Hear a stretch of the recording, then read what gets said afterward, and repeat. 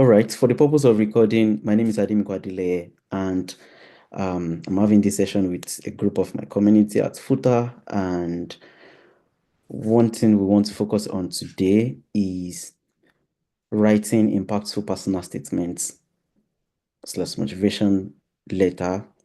And also, if there's time, we can focus on crafting a strong CV tailored to a scholarship application. All right, so Wesley, can you share the link of maybe the scholarship you researched? Or yeah, okay, I think I should just take that. So first of all, I'm going to be researching, or yeah, maybe you can give me a topic on, yeah, if you have the link, yeah, just share it. That would be good. Let me use you. That's what I've planned initially. Or maybe just mention the name of the scholarship. Okay, so it's Erasmus Mundus. He actually just closed. Oh, it's Actually closed. just closed. Yeah, he just Okay, closed. okay. Since you Um, did that, however, however, it does not have full funding. Also, I okay, don't okay. know. They are just Just trying give me, to like sign something. no problem. Just give me the name of the course you want to apply for. So what I'm going to Okay, do, so it's with him. yes. Can I share you a link instead? Just share me tags. Okay, share me a link. That's cool. Or possibly share me Okay. keywords of scholarships or keyword of what you want to study. Aha, that's better off. Okay, so textile, Okay, environment. hold on. Let's say environmental policy, circularity,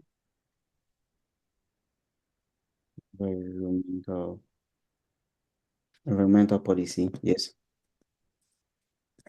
circularity, Okay. Circular. sustainable production or sustainable manufacturing.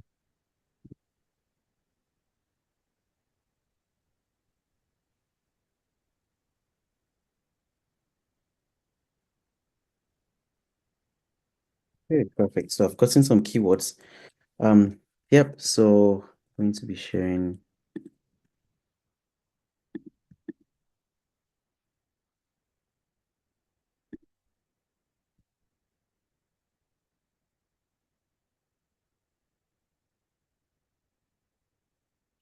Screen. I'm sharing now. Screen open. Okay, this is it. Are you guys seeing a blank screen, right? Nope. I can see a search bar. A search, yeah, blanks, yeah, Chrome, right? Are you seeing my Chrome account? Yes, I can see that, sir. Yes, you can. Thank you. You guys should talk now. I don't understand. You guys should talk now. Hey, all Hey, right. Soro, please, You speak guys up. should respond now. Please, look, man, add life to the room, please. Hey, anyways, yeah. So first thing I want to do, I have some website on in my head, so I'm just going to like write that. So um well, first thing, I could just go on and search scholarships,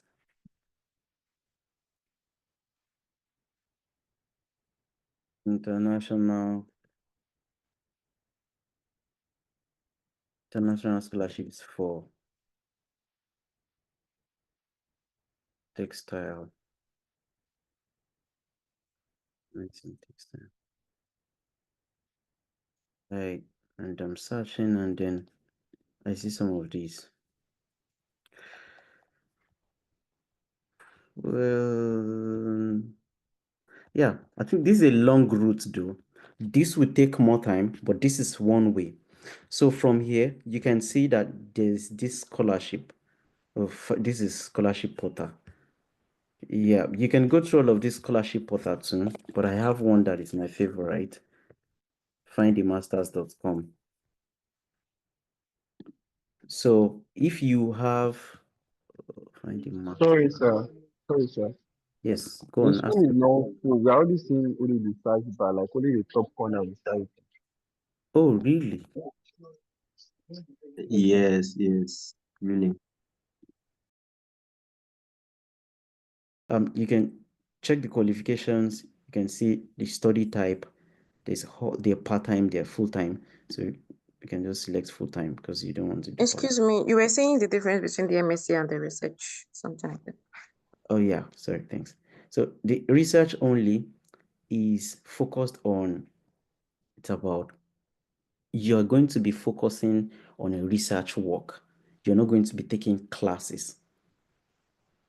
So, but for MSc includes both research, which is your thesis, and courseworks. So courseworks are like you're attending classes and then you take exams for it. But research only is that you'll be paired with, let's say, a research group or a lecturer where you're going to like just be focusing on research. In this case, you can also go for conferences within the city or without.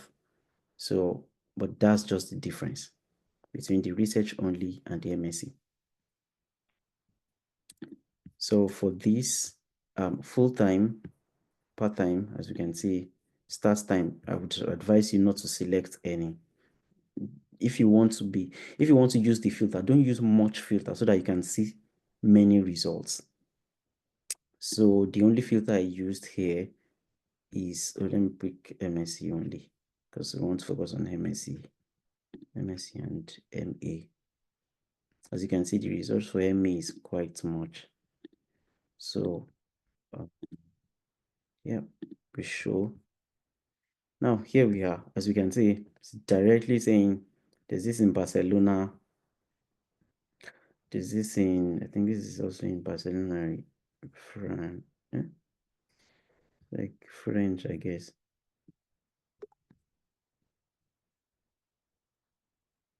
Okay, I want us to look at one in UK. Yeah, textile design. This is a university where my friend is doing his PhD. So I'm clicking on it. You can read a brief and you can see they accept tutu. Even though they say they accept tutu, it's going to be very competitive for scholarships. So what I would do first, a variety of scholarship. What I want to see is the fees, because that's my major thing. Are you giving me a scholarship? Yes, they're giving me a scholarship. Okay. Then what is the entry requirement? Wow, a tutu. That means people with first class then have higher choice or higher chance. So when you're seeing any course of tutu, know that you with the first class, then you should have a higher choice. Higher chance rather. So what I'll do is to visit their websites. I open in a new tab and it's going to redirect me to the university website. As you can see also, that's exactly what they said here. It's a tutu. Another thing I want to know quickly is what is their requirement? I know they're giving scholarship, although I've not seen the particular scholarship. So all of these, I will check to the bottom page to know, to see everything that is on the page. So what my high is looking for is funding. Most times they call it fund costs. Anything regarding fund, you shall know that. So, but on the left side, I can see that there's fund here, but let me see the requirements first. So they require for IELTS, you will need, okay, if English isn't your first language, you will need to complete IELTS to demonstrate this overall. So they require IELTS, but that shouldn't be a problem. Sometimes you go straight to the bottom of the page to email, you see, this is it. Always on the bottom is where the inquiry email is. You email them directly, asking them if they can waive that you studied English in your undergrads for over 5 years or for 5 years, and you're requesting for an English fee waiver. Is that going to be possible for XYZ course? So, and also you need to make sure you mention that, oh, for example, I could just state it like this. My name is, let's just do it. Can you see this notepad? Can you see a notepad on the screen? No. Nope. No. Oh, okay. All right, so I'm just going to make it oral then. I'll say my name is Adimiko Adeleye from Nigeria. My name is Adimiko Adeleye, a recent graduate with distinction or with grade 70 something percent or whatever second class upper in BSc or BTech, design, whatever your course is. I'm applying to at one of the best university in Nigeria, at one of the best, so the top university in Nigeria. I have researched the course XYZ, and I hope to, and it interests me to apply to this course. However, I realized that English proficiency, specifically IELTS, is a requirement. I took English language as being my what's it called? English language has been my mode of study right from kindergarten, and specifically in my bachelor's degree, I took a 4 years course which was majorly taught with English language. I can receive an English letter of proficiency. However, I would like to inquire if this would be acceptable during my application. I look forward to your positive response. Best regards. It's as simple as that. And you email them. Now, this is a code. Email them 8 a.m. of whichever country you are sending this email to. Email them 8 a.m. or 9 a.m. their time, because that's the resumption time of workers. Most of them will resume by 9 a.m. So 9 a.m. is a good shot. So if it's some cities in US you are applying to and you want to request for an English field waiver, then it's going to be 2 p.m. your time. And there's a way you can schedule email. So don't say you want to wait till 2 p.m. that you can forget. So whether you're working at night or whatever, compose the email, schedule it to that particular time on a working day ahead. So schedule it for a working day at a 9 a.m. their time. That's a strategy so that they can receive it quickly and respond early. And another thing that I always suggest is send a reminder. If okay, we'll get to that. Don't send a reminder. Well, you might not want to send a reminder for fee waiver, because I most times they might reply. Yeah, so that's that about that. And another strategy is, this is the general inquiry email. This is the general inquiry email. So if I were you, I would also do something, which is find the email that is connected to the department. So what I would do is I'll copy this text, and I know the University of Southampton. I'll come here, I would open a new tab. I'll say Textile Design, University of Southampton Department. University of Southampton. Where is it Southampton by? Anyway, Southampton department email.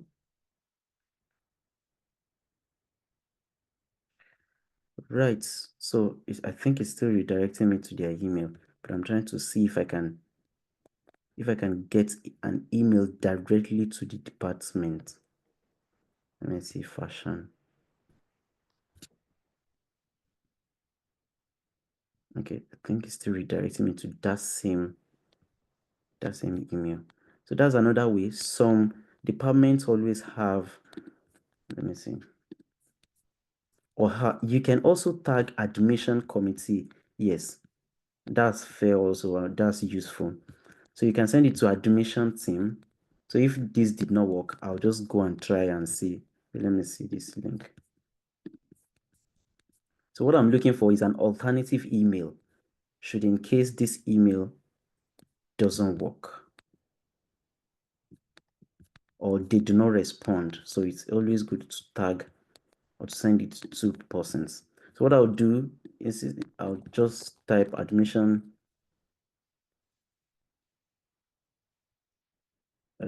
team in front.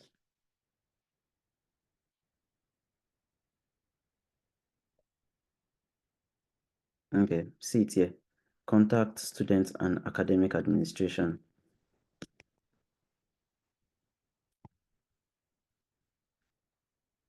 Right. So, yeah, this is it, admissions.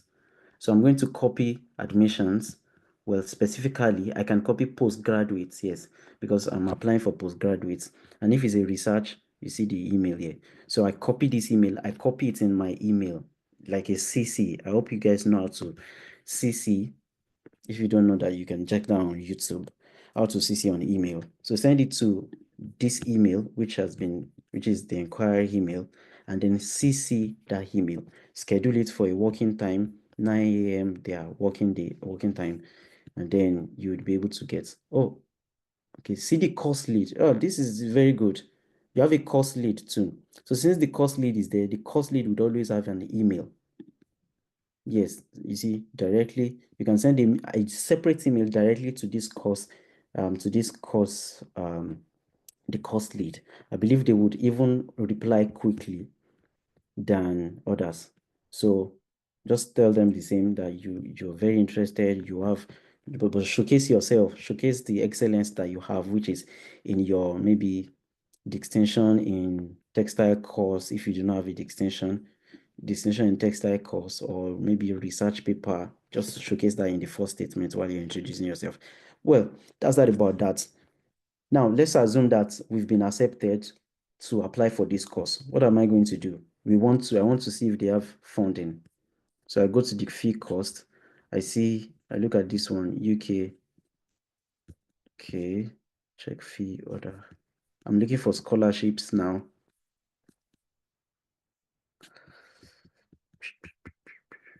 Additional funding option.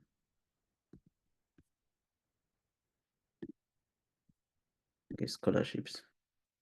Perfect. Scholarships from Africa, Nigeria. Echelon fund.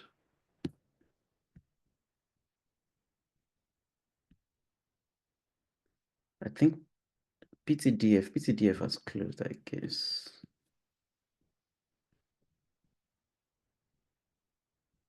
I don't think this school has a scholarship fund. It's also PTDF.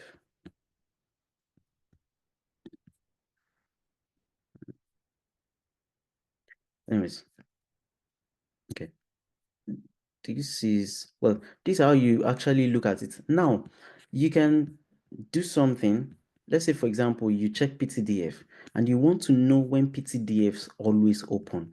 You can go to Google as well, so that since you know, maybe you've seen a course that you're so interested in, although this is a competitive application and scholarship though, but here's another way you can get to know whichever scholarship, whether it's competitive or not, how to know when the scholarship opens. So I'm going to come here, I'm going to say PTDF scholarship application window. Okay, I'm just going to put deadline. Right, as you can see, even here it's even saying PCDF scholarship window deadline is typically around mid-March. That means it's possibly open. If not, that means it's going to be opening soon. So it's something that you should take note of then. Application closes. Oh, okay. Oops.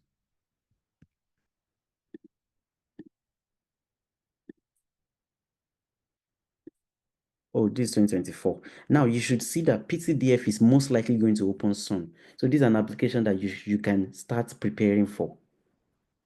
So because that means it might open, if it closes around this time last year, then it's possibly going to open maybe this time, this month, and it's going to close around this time again. So PTDF is one thing that you want to then start to look out for.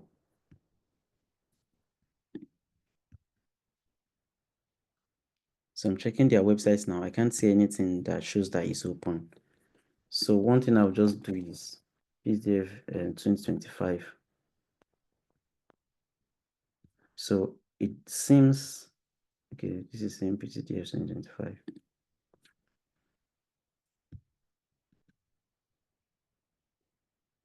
Goodness, I don't want to consent to all of these things. Sorry, pardon me.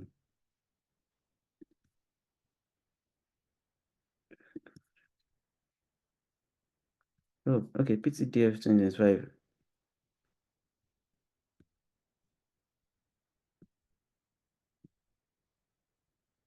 I think it's open. So, goodness. If anyone has any scholarship that they know is open, please just let's use that. So, but with this process, I'm just like trying to give us some strategies on how to check for some scholarship, the scholarship dates, and how to know when to look out for it. So, okay, this is December. This one's looking for traffic or what?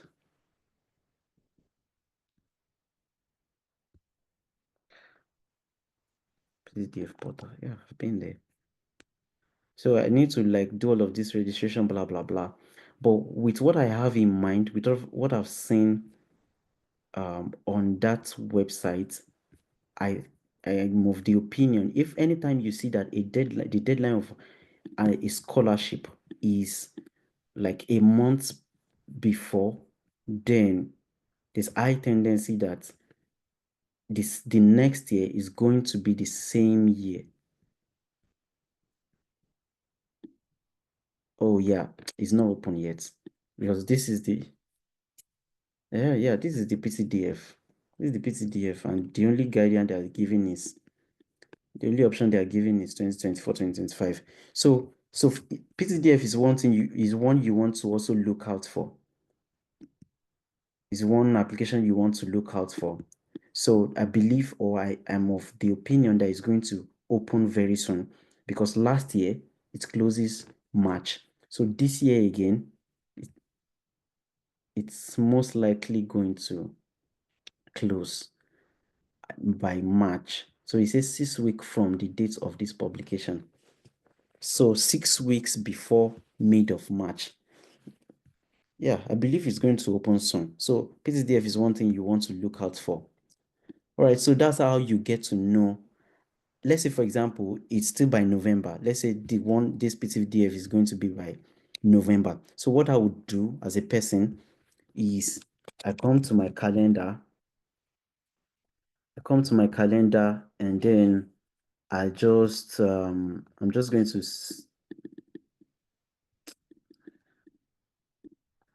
to choose a date in advance, and then I'm going to schedule a reminder. PTDF apply for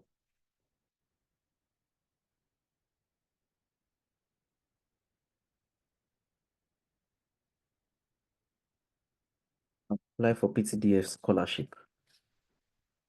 And then I'm going to set a notification weeks before then. I'm going to set multiple notifications before that assumed start date that I think. I hope this is cleared.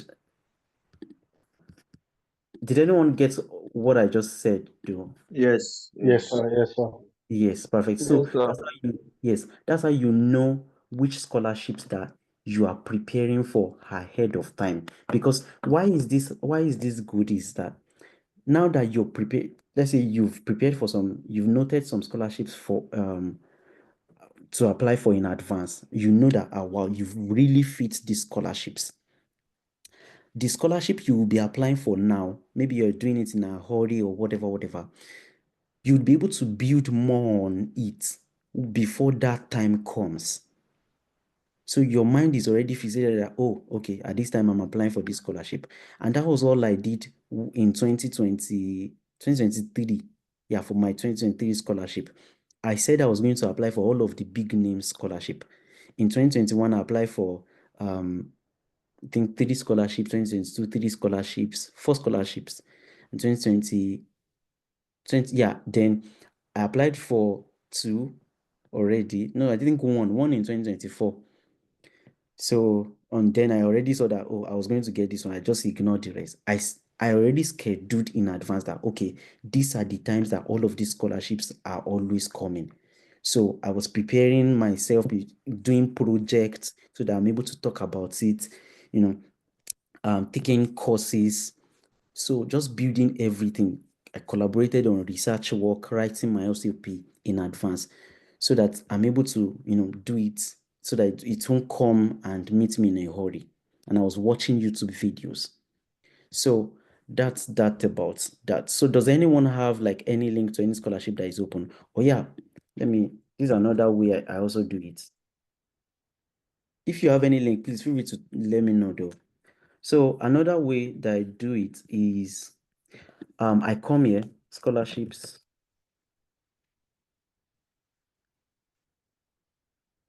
scholarship opportunity. You can see groups, you can see all of this, but let me just put people. I'm sorry, post. So I click on post. People use LinkedIn. I think we should be familiar with this. So you can see you can sort by date as well. Filter the past 24 hours. Show results. So you can see these are scholarships that someone just posted 5 hours ago. So let's just use this instead. So you guys should check it and let me know which one you guys want. Let's do it like that. Which one should I select? Which one looks interesting to you?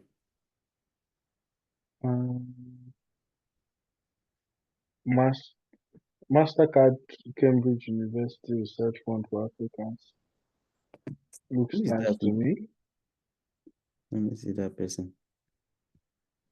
It's Wesley. Oh, Wesley. Okay. Mastercard Foundation, University of Cambridge. Yes, so yep. So here's Mastercard Foundation. Oh, okay. Now to avoid all of this naughtiness, what I'll just do is I'll just copy it and then come to Google. Oh, wait, I didn't copy that. So I'll just copy it. And then you can see it's going to take me directly to, this is a workshop. Climate Resilience Sustainability Research Fund. But this is not a scholarship. No, this is not a scholarship. Where they will invite two applicants.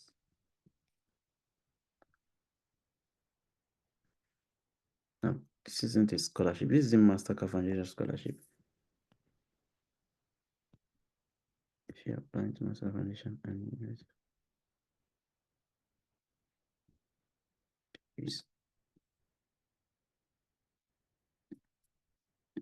yeah,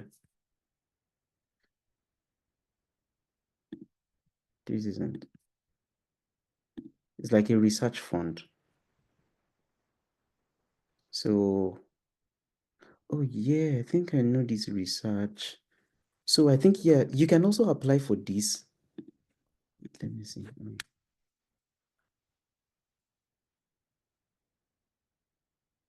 Let's see how to apply. Guidance.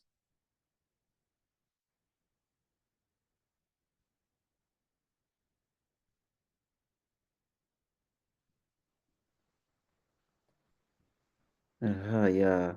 Both applicants should be at postdoctoral or above. So that's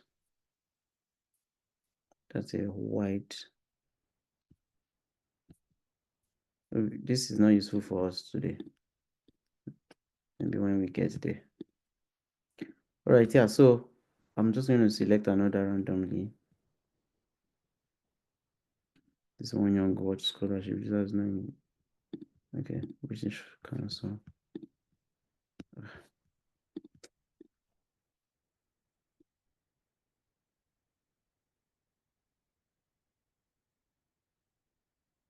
So I opened a new tab, and yeah, this is a good scholarship actually. Maybe not very good, but yeah, great scholarship.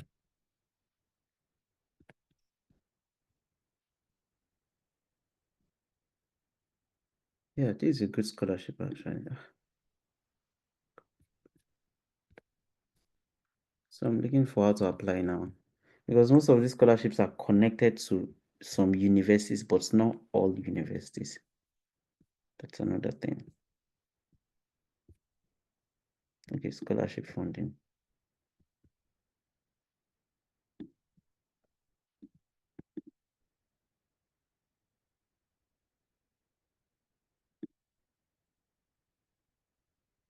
Okay.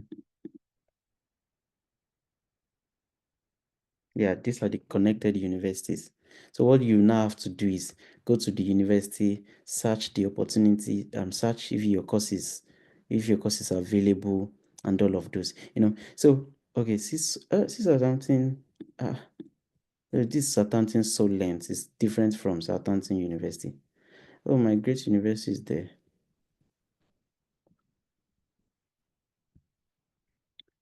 Oh, okay, University of Southampton is also here. Oh, this is brilliant. So now the challenge is they are not supporting fully funded. It's just 10,000 pounds. And if you check this university course, the course, if you recall, the course is, I think, 16,000 or so. Cost. You see 20 something. That's useless. My time.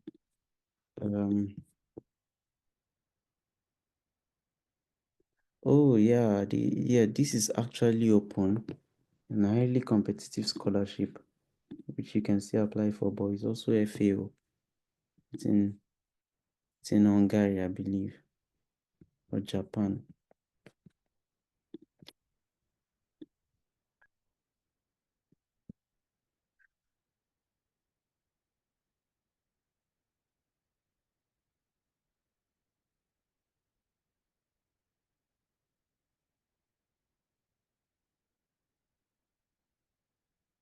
Okay, yeah. I think I've given you two strategies on how to check out for scholarships though, instead of wasting our time on searching and searching. So, yeah, that's the strategy. You just look at it, see some scholarship opportunities for construction management, engineering. Wait, did anyone? Okay, sustainable manufacturing. So that's it. And also you can just even include your keyword here on LinkedIn, like just include the keywords there on LinkedIn. And you can see so many scholarships. If you're a woman, please, in fact, I would advise, I think I mentioned that last week, there is merit-based scholarship, there is talent-based, there is oh goodness, what's this third one now? There's merit-based, there's talent-based, and there is the one that is under MasterCard is like need-based scholarship. So need-based is like for people in low-income community that they're looking definitely for, because we don't have as much sufficient credits like every other in the developed countries. So, or scholarships like this to talent-based or need-based that is focusing on female, commercial real estate. Just look at those scholarships. If they are worthy, then why not apply rather than focusing on other scholarships that are highly competitive? Because these scholarships like this actually gives you more chances, especially when is your focus area. So yep. And yeah, that's that about how to search for scholarships. So I believe I've given two processes.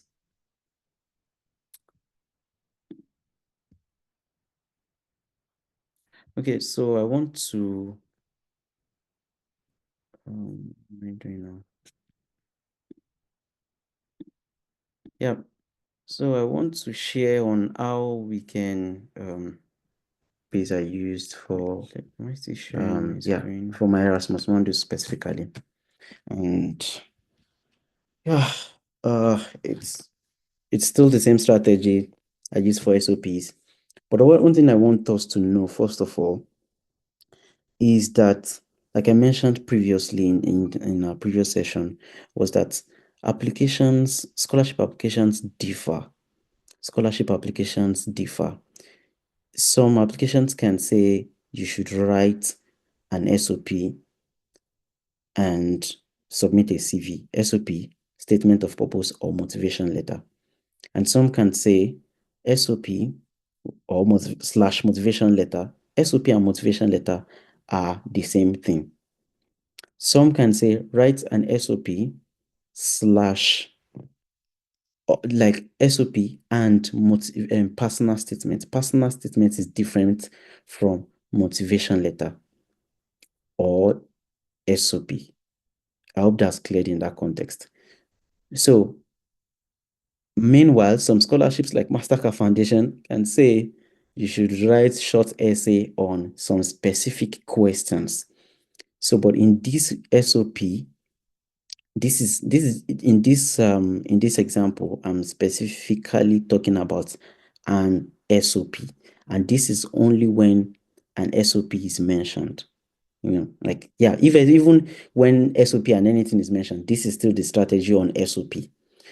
But the difference is that when an SOP is mentioned with personal statements, you focus the SOP much more on the topic of the topic you are applying to, the course you are applying to, rather than mentioning much of yourself.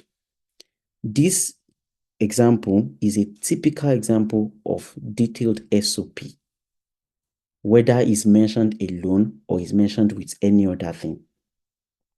Now, for personal statements, okay, yeah, when I'm done with this, then I'll talk about personal statements.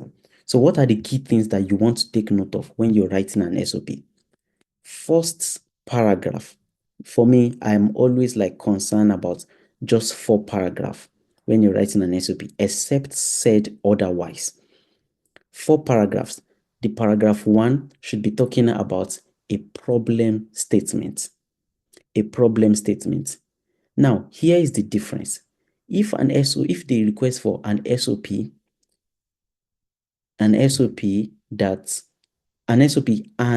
personal statement, I would advise you focus your problem statement to be a subject matter related to the course of study.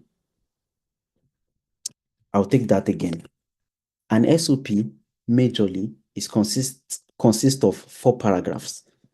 That's my own strategy, okay? I'm giving which has actually won scholarships for many people, including myself, all right? So the first paragraph is a problem statement. So a problem statement or a challenge. Paragraph 2 is talking about what you've done in that regards. What you've done, your work, volunteering experience, or leadership experience, or whatever you've done in that regards. Paragraph 3 is talking about how you envision to make a transformation from what you're going to learn. So what course you're studying and how it's going to help you transition from that volunteering stage, or maybe the idea you have, how it's going to shape it into a new stuff. So what you want to learn in paragraph 3, specifically mentioning some courses. Well, I'm going to talk about the content later. And paragraph 4, it will now be talking about anything else that could suit, that you could use to buttress paragraph 3. Maybe you have distinction in some places, or maybe you have anything that makes you just excellent. Maybe you have distinction, or you have research paper, or you are willing to collaborate with a particular professor, or you want to see the city where you are applying to, or any other thing. So paragraph 4 is where you mention that. And also you can also Yeah, that paragraph 4 is when you mentioned that. So like I said, paragraph 4 is just the ice, how do I call it now? Is the icing on the cake. That's yeah. So if you look at with the strategy I mentioned, now you see I mentioned Nigeria ranks 100 and 103rd 103. Hey, is this English really correct? Ranks 103rd out of 120. No, I must have tampered with this. I think it's supposed to be 103 out of. Yes, 103 out of 121 countries. Anyways, all right, that's why it's good to always like recheck. I can't even, and I've checked this SOP for a couple of times now. Anyways, all right, so ranks this. The first thing you want to know with this, even if you did not study my course, or if you do not know what my course is about, you should definitely know what I want to talk about with this first statement. So can anyone guess? Let me mention. Can anyone guess? I say Nigeria ranks like 130 out of 121 countries in the global hunger index. So what am I trying to say in that course, and what comes to your mind that I want to study? Can anyone guess? Probably someone who doesn't know me. Yeah, I would prefer that. Sustainable agriculture. Good. Sustainable agriculture. Anyone other person wants to guess? Hey, food security. Food security. Who mentioned that? That person knows me, Abby. This is it. Anyways, yeah. So yeah, that's it. Food security. And that's the sustainable agriculture also falls under this. I can still coin this one to mention that maybe food were not produced sustainably. That's why we rank this among 121 countries. So you see that this is a problem already. I've stated it out clearly. So, but the course, let me mention something. The course I'm applying to is food identity. Food identity is utilizing indigenous food to make food more available. That's just the basics. Yeah, utilizing local and traditional food products. That's what food identity, like identifying food. Everyone can identify maize, everyone can identify millet, wheat. But there are some traditional crops like millet, sorghum, etc., that people do not identify, or people can identify globally, I mean. So, and I continued as well. Remember, problem statement. I continued as well. Out of 1,140 edible plants in Nigeria, only 5 are utilized. This statement is not really correct. Like, I should have said only 5 are maximized. That could have been the perfect word. Anyway, that doesn't concern you. So if you check this first paragraph, I'm talking about the problem statement. And I continue to buttress more on that statement using, this is one claim, this is another claim. But these two claims are still like, when I mention this again, this now subjects to the course that I'm mentioning, which is, the first one is saying, oh, there's food insecurity in my country. And the second one is saying, crops are not well maximized. And remember, the course I'm studying is food identity, which is maximizing crops, using crops that are in the local community. So these two already like talked more about it. So the person who wants to read more about it. So some local plants are grown then I talk about how I just buttress more on it and all like that. I don't want us to keep reading. So the underutilized crops, then I talk about the underutilized crops. The lack due to this and this and this and this and this. Another thing you can do is to don't be narrative like me. Don't be narrative like me. Reference it. You have the permission to reference according to XYZ. using this method, you can just say according to, okay, so that you can get a practical.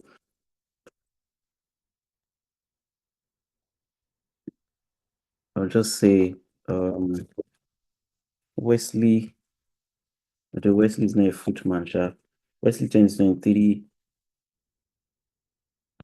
stated that underutilized that Wesley's research, Wesley 2023's research, Wesley's research, and this is the best way. This research 2023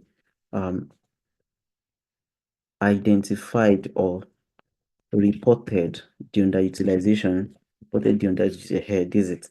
So Wesley's research reported the underutilization of crops. When we've amended the statement, so you just know how to write it perfectly. Reported the underutilization of traditional crops, which is due to the lack of, stating that it is due to the lack of, so you just make sure you write it accordingly. Well, you guys don't need all of these though, but that's just a way of referencing it as well. Yeah, so the first thing, you see the last statements there, does this problem, and now I mentioned something like I said, I'm concerned that the current global food crisis would aggressively worsen Nigeria's food security if local food are not maximized quickly as inflation increases. You see that now? So you can, like, it's good to, in previous statements, you could have also, this is a way to also improve it, mention the current inflation, or maybe inflation has risen to this. You can, before you start this, I am concerned. As inflation increases from XYZ, according to maybe The Guardian 2022, I am more concerned that the current food prices, so that's how you also do that. Then this also shows like leadership, that you're passionate about it, about what you want to study. So thus, I'm motivated to develop our local food to scale above local markets. This is blah blah blah blah blah blah. You see, this already shows this place is majoring on the problem statement or a challenge. That's it.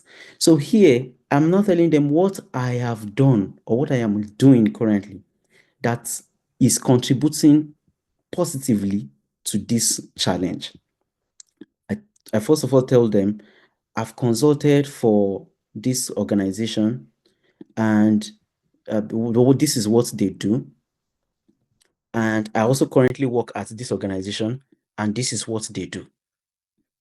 So I recently won this, which shows that, oh, I've done something remarkable in that aspect for receiving an award or grant, like I mentioned there. So what did I do to have achieved that? I mentioned it here. So that's how you do it. So in this case, you can mention if it's volunteering, you've led, and also quantify it with number. Here, in fact, I can tell you that this SOP is not even strong like that. With the way I've learned with this present state, you get. Because I wrote this SOP 2020, 2021. Yes, 2021. 2021, 2022. Yeah, I think they're about. So you can see it's been long, and these are the corrections that I have noted that could help you improve. Quantifying it like with number, for example, this place, instead of saying in our city to meet people, I would just talk about the results directly. I've consulted for the XYZ organization that focuses on XYZ, and I've improved XYZ. Like I've improved maybe 150 farmers' production over the past 10 years. I currently work with XYZ organization where we produce 5 products, including XYZ, because this is not the only products we produce, which is fortified with XYZ nutrients. I recently won this. This is still good. Where I led a volunteer team. I could have mentioned the number of volunteer that I led. Where I led a maybe 10-man team or 50-man team for XYZ projects to teach XYZ number of persons, which led to you talk about the result as well. So that's how I've improved in the knowledge of SOP. You quantify with numbers. Or you can say, instead of saying I recently, if it's like recently this year, you can say in July 2023 or recently, or in 2023, I did this and that.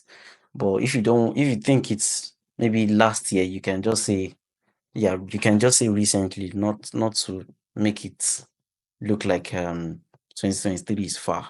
You get, or 2024 is far rather. That's that about that.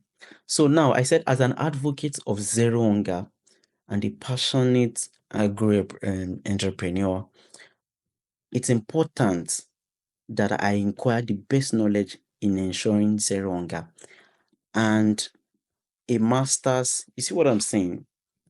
This, and an MSc. And okay, an MSc, yeah, that's correct. And an MSc in food identity will help me learn scientific and technological skill.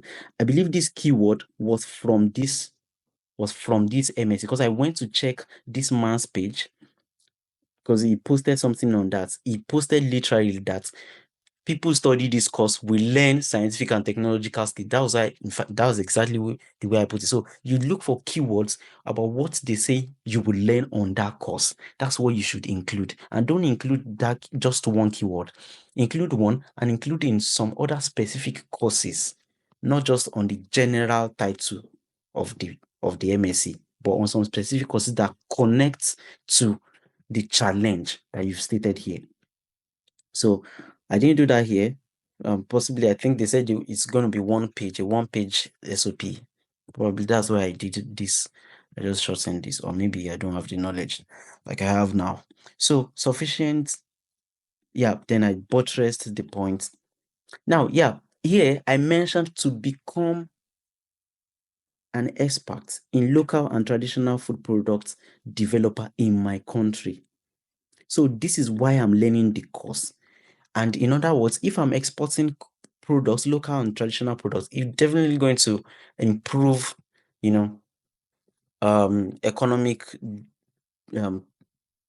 economic value of the products and the sustainable production process as well. So sufficient production on this one, this and this. Wait, and most bluntly accept. Wait, sufficient production and nutrition quality. Okay, is in my best interest. So that's just an addition to that. So now this is another key point. Mentioning a supervisor is another key point. See, I mentioned that here. So that's one thing you want to mention. So I'm applying to study at this university. Well, yeah, you can say I'm applying to study at this university. One of the aspects this course highlights that interests me most is the field experience. Because yeah, they also go on tours and all of those. So I could have just coined these two together, like mentioning attending field experience, like then I mentioned, because I went to check their Instagram, I saw that they go to some tours. So I can just mention one of those so that they can know that, oh, I have searched and I know the course really well. Under MSc Food Identity at Discover Agriculture will help me learn new languages. Oh, okay, will help me achieve my aim Like just say would help me achieve my aim of becoming an agro-business expert. And also studying in French would help me learn also having to learn a new language would be very great. See, aside my undergraduate thesis, which I had a distinction, so this is the last paragraph. Aside my undergraduate thesis, which I had a decision, I have co-authored this and this and this, So this, like I mentioned, is just to give you more, give more insights as regards, or just, how do I say, hype yourself. Hype yourself, the last paragraph. So, yeah, that's that about it. And then you cap it with this opportunity is going to be life changing, blah blah blah. Like, so what you're expecting to achieve from the opportunity. I will just say I look forward to granting me this opportunity to achieve my goal, something like that. So that's how you cap it. So again, challenge, first paragraph or problem statement. Second paragraph, what you're doing or what you've done. Third paragraph, it's how you're going to use what knowledge you're going to gain from the MSc to achieve your future career. And lastly, just anything that you can use to tell them that you're a good researcher. Yeah, I think that's why I mentioned this. It's also good to mention if you have a distinction in your research, they always like research. So mention the aspect of research. So those are the key things in this paragraph. I think we should stop there for today, if that's fine. So the difference between this SOP. Wait, before I go to that, does anyone have any question? Yeah.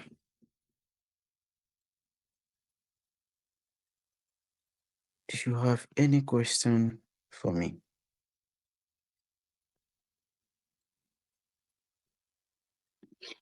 Please unmute No your questions mics. on my end. No Ask questions on my end. questions. Okay. No questions. Okay. Sumilai, any questions? I do not have a question. Rebecca. No Okay, questions. good. Okay. Perfect. Rebecca. I All right. don't have a question for now. Okay. Okay. Cool. Right. So the difference between the SOP when it's mentioned alone and SOP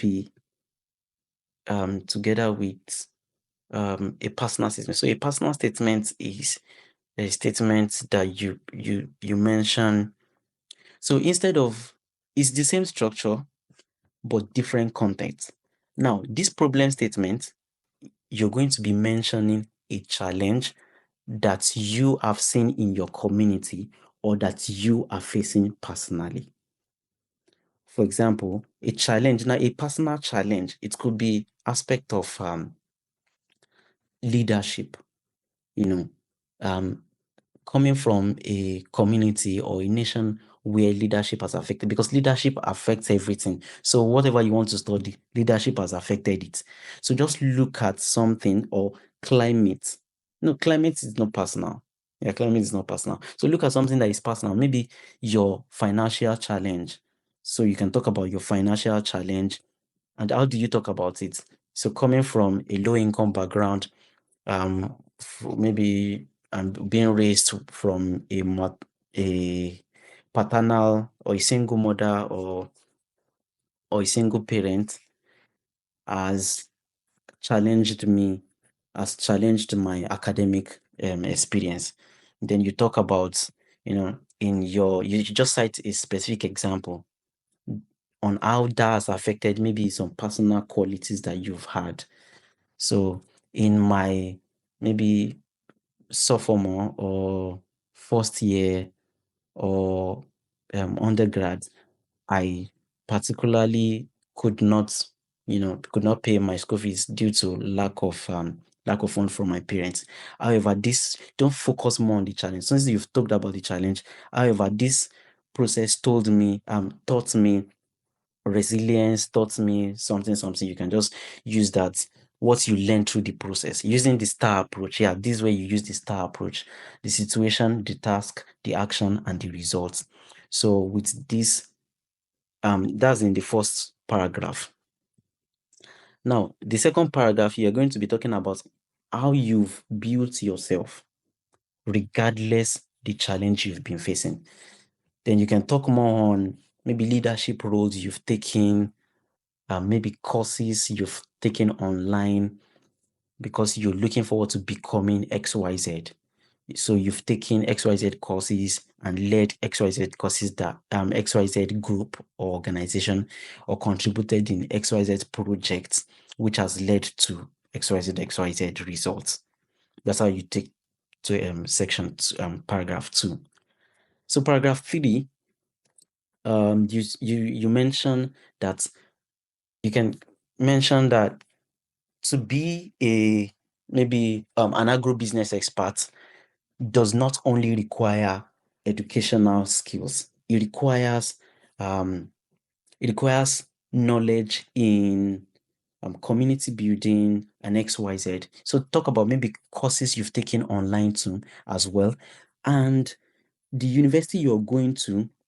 Maybe there's a program, a leadership program that they used to hold or something like that. This is where you state it and talk about how that leadership program or courses are going to help you, or the country you're going to, how the environment is going to help you or shape you into becoming that person. So in this paragraph 3 that you're talking about it. So instead of talking about studying MSc or studying normal, you can say while studying my MSc, in this university, I've learned that there's opportunity for me to also learn more about.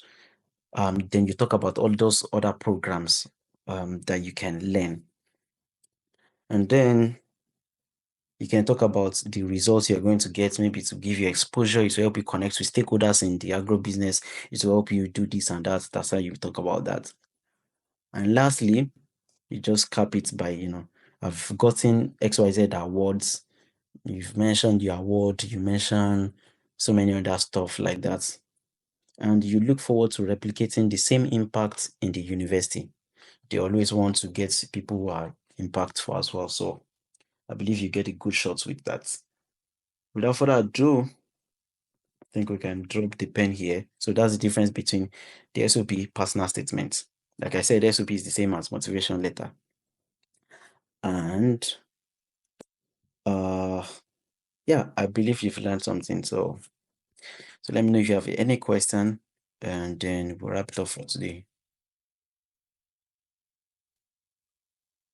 Thank you so much, sir. The